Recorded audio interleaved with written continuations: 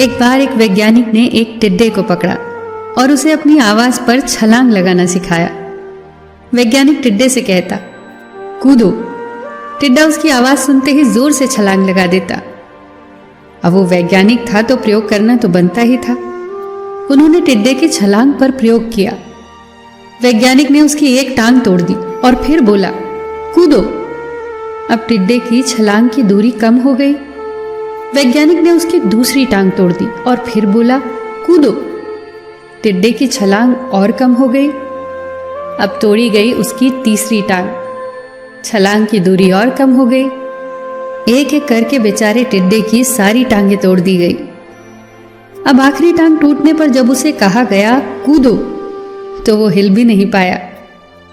अब वैज्ञानिक ने अपना निष्कर्ष अपनी डायरी में लिखा। जानते हो उसने क्या लिखा? जब टिड्डे की एक टांग तोड़ी गई तो वो थोड़ा बहरा हो गया। जब उसकी दूसरी टांग तोड़ी गई तो वो और बहरा हो गया। हर टांग टूटने के साथ वो और बहरा होता गया और सारी टांग टूटने के बाद वो बिल्कुल बहरा हो गया।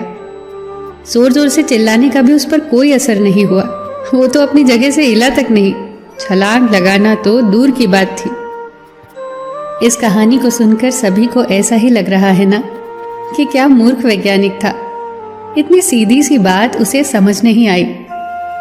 या कुछ लोग ये भी सोच रहे होंगे कि ये तो किसी बच्चे को भी पता है कि टिड्डे की छलांग उसकी टांग टूटने की वजह से कम होती जा रही थी, ना कि वो बहरा हो गया था।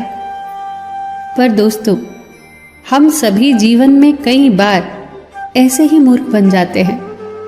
कई बार जीवन में दो घटनाएं एक साथ ऐसे घटती हैं कि उनका एक दूसरे से कोई संबंध होता ही नहीं, फिर भी ऐसा लगता है कि गहरा संबंध है।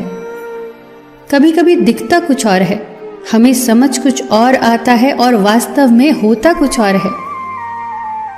इसीलिए अगर पछताना नहीं है तो जीवन में जल्दबाजी में कोई निर्णय न ले।